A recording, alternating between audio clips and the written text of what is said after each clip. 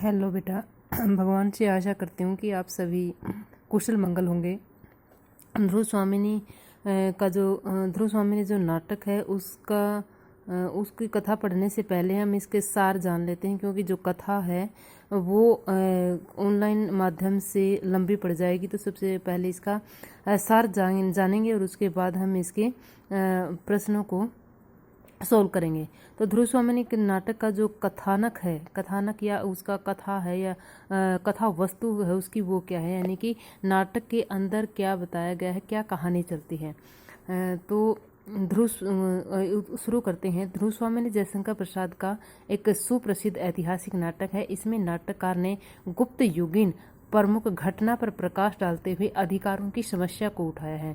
गुप्त सम्राट समुद्रगुप्त ने अपने जीवन काल में अपने बड़े पुत्र रामगुप्त के कायर, अयोग्य, विलासी और निर्लज्ज होने के कारण अपने छोटे पुत्र चंद्रगुप्त को अपना उत्तराधिकारी घोषित किया था। सम्राट समुद्रगुप्त की विजय यात्रा के समय ध्रुव स्वामिनी के पिता ने अपनी पुत्री ध्रुव स्वामिनी को गुप्त कुल की वधू बनाने के लिए समर्पित किया था। उस समय चंद्रगुप्त का उत्तराधिकारी बनना निश्चित था, इसलिए ध्रुव स्वामिनी चंद्रगुप्त की वाग्दत्ता पत्नी थी। किंतु समुद्रगुप्त की मृत्यु के पश्चात महामंत्री शिखर स्वामी ने बड़े पुत्र के अधिकार की दुहाई देकर तथा छल कपट द्वारा रामगुप्त को उत्तराधिकारी बनाकर उसे सिंहासन पर बिठा दिया। ऐसी स्थिति में ध्रुव स्वामिनी का विवाह भी रामगुप्त से करवा दिया गया, किंतु रामगुप्त की कायरता, अयोग्यता एवं छल कपट के कारण ध्रुव स्वामिनी उससे घृणा करती थी। तो नाटक का जो सार है वो इस प्रकार से है। प्रथम अंक है जो वो है रामगुप्त के शिविर के दृश्य से शुरू होता है। इस नाटक के अंदर कुल 3 दृश्य हैं, या इसको अंक कह सकते हो। तो प्रथम अंक कहाँ से शुरू होता है? इस अंक का आरंभ पर्वतमाला के समीप गिरिपथ पर स्थित रामगुप्त के युद्ध शिविर में ध्रुव स्वामिनी के प्रवेश से होता है। ध्रुव स्वामिनी के पीछे एक लंबी एवं कुरूप दासी खड्ग लिए चल रही है। ध्रुव स्वामिनी उससे मंदाकिनी के विषय में पूछती है, परंतु दासी के उत्तर न देने पर वह नाराज हो जाती है।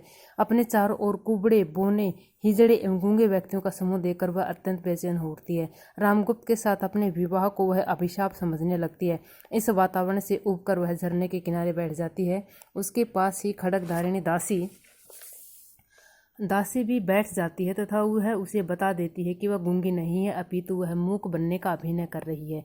वह ध्रुव स्वामिनी को चंद्रगुप्त का स्मरण कराती है और राजा रामगुप्त से कहकर उसका उपकार करवाने को कहती है। ध्रुव स्वामिनी दासी को निसंकोच कह देती है कि आज तक राजा रामगुप्त से उसका कोई वार्तालाप तक नहीं हुआ। राजा तो सदा विलासियों के साथ मदिरा में लीन रहता है, भला वह किसी के क्या काम आ सकता है। दासी यह भी बता देती है कि चंद्रगुप्त ने पिता द्वारा दिए गए सभी अधिकार भी छोड़ दिए हैं। ध्रुव स्वामिनी रामगुप्त और चंद्रगुप्त की तुलना में लीन हो जाती है। उसके हृदय में चंद्रगुप्त के प्रति आकर्षण है। इसका संकेत दासी को भी मिल जाता है। रामगुप्त भी यही जानना चाहता है कि क्या उसके हृदय में अब भी चंद्रगुप्त के प्रति प्रेम है। ध्रुव स्वामिनी दासी को बताती है कि चंद्रगुप्त को कोई ऐसा साहसिक कार्य नहीं करना चाहिए जिससे कि उसके प्राण संकट में पड़ जाए। रामगुप्त की अयोग्यता और विलासिता के कारण अवसर पाकर शकराज रामगुप्त के शिविर को दोनों ओर से घेर लेता है। यह सूचना पाकर भी कायर एवं निर्लज्ज रामगुप्त अपनी विलासिता में डूबा रहता है। उसकी कायरता को भांपकर शकराज युद्ध की संधि के लिए 2 शर्तें भेजता है। पहली जो शर्त है वह अपने लिए ध्रुव स्वामिनी और अपने सरदारों के लिए मगध के सामंतों की स्त्रियां।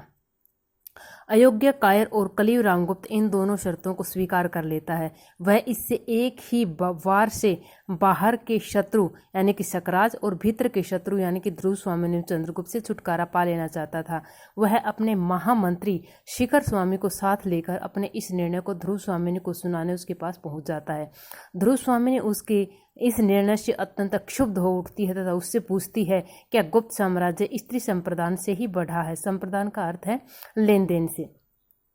ध्रुव स्वामिनी उससे पूछती है कि विवाह के समय अग्निदेव के सामने सुख दुख में साथ न छोड़ने की प्रतिज्ञा क्यों की थी, किंतु कायर एवं स्वार्थी रामगुप्त अपने पति होने के उत्तरदायित्व को स्वीकार नहीं करता। वह कहता है कि विवाह के समय वह मदिरा में बेसुध था तथा उसने ऐसी कोई प्रतिज्ञा नहीं की थी। शिखर स्वामी ने भी रामगुप्त के कथन का समर्थन करते हुए कह दिया कि राजनीति के सिद्धांत के अनुसार सब कुछ देकर भी राष्ट्र की रक्षा की जानी चाहिए, किंतु ध्रुव स्वामिनी दोनों को फटकारती है कि जो व्यक्ति उसकी रक्षा नहीं कर सकता उसको यह भी अधिकार नहीं है कि वह उसे किसी को उपहार में दे। शिखर स्वामी के चले जाने के पश्चात वह रामगुप्त से अपनी सुरक्षा की भीख मांगती है, किंतु रामगुप्त उसकी प्रार्थना को ठुकरा देता है। इससे ध्रुव स्वामिनी को अत्यधिक निराशा होती है। इस पर ध्रुव स्वामिनी क्रोध में भरकर उसे निर्लज्ज, मद्यप, नपुंसक, कायर आदि शब्दों से संबोधित करती है तथा घोषणा करती है कि अभी उसका खून गर्म है, उसे कोई भी उपहार में नहीं दे सकता, वह अपनी रक्षा स्वयं करेगी। वह अपनी कटार निकाल लेती है। रामगुप्त भय से कांपने लगता है। वह समझता है कि वह उसकी हत्या करेगी। ध्रुव स्वामिनी कहती है कि वह ऐसे कायर एवं क्षुद्र के जीवन का अंत नहीं करेगी, वह तो स्वयं आत्महत्या करना चाहती है। रामगुप्त हत्या हत्या करता हुआ चिल्लाता है, तभी चंद्रगुप्त वहां आ जाता है। वह ध्रुव स्वामिनी को ऐसा करने से रोकता है, रोकते हुए कहता है कि उसके रहते हुए आत्महत्या नहीं कर सकती। रामगुप्त भी शिखर स्वामी को साथ लेकर पुनः वहां आ जाता है। चंद्रगुप्त उन दोनों की भर्त्सना करता है, परंतु शिखर स्वामी यह कहता है कि किसी तरह राजा और राष्ट्र की रक्षा होनी चाहिए।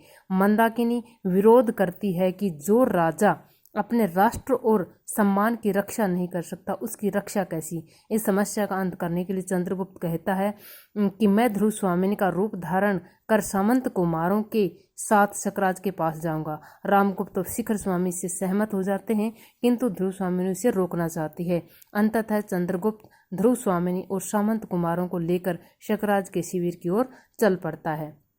इस तरह से पहला जो अंक है वो समाप्त हो जाता है। दूसरे अंक की जो शुरुआत होती है वो कैसे होती है? दूसरा जो अंक है उसका आरंभ शकराज और उसकी पत्नी कोमा के वार्तालाप से होता है। कोमा जो कि शकराज से स्वयं भी पीड़ित है। कोमा अपने शव कथन में अपने पति के प्रति प्रेम को व्यक्त करती है। पुष्पों को सींचती हुई कोमा रक्त पिपासु तथा युद्ध प्रिय व्यक्तियों के संबंध में भी सोचती है। प्राण लेने और देने वाले निष्ठुर व्यक्तियों के जीवन में वह वास्तविकता को नहीं देखती।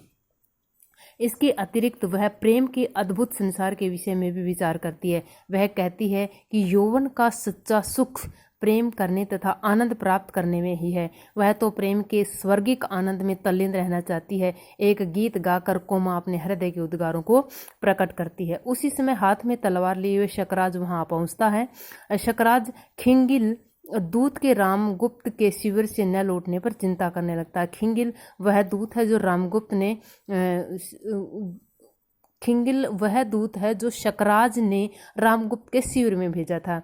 रामगुप्त द्वारा संधि प्रस्ताव न माने जाने पर वह रक्त की सरिता बहाने के गंभीर कार्य पर विचार करने लगता है। उसका चित्त और अधिक बेचैन हो जाता है।